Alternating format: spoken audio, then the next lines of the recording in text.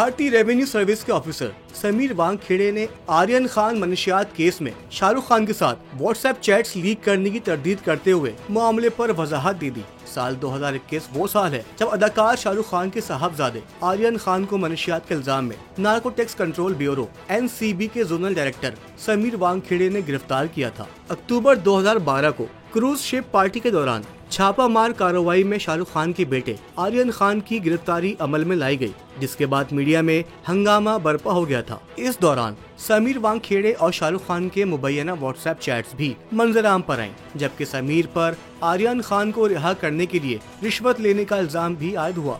एक हालिया इंटरव्यू में समीर वांगखेड़े से पूछा गया कि क्या उन पर आर्यन खान के खिलाफ केस खत्म करने का दबाव था, जिस पर वांगखेड़े ने बराह रास्त जवाब देने से गुरेज करते हुए कहा कि अदालत में एक हल्फनामा जमा कराया गया है जो इन्हें केस पर बात करने से रोकता है। उन्होंने ये भी वजाहत की कि चैट्स लीक करने में उनका कोई किरदार नहीं। मैं इतना कमजोर नहीं हूँ कि चीजें लीक करूँ।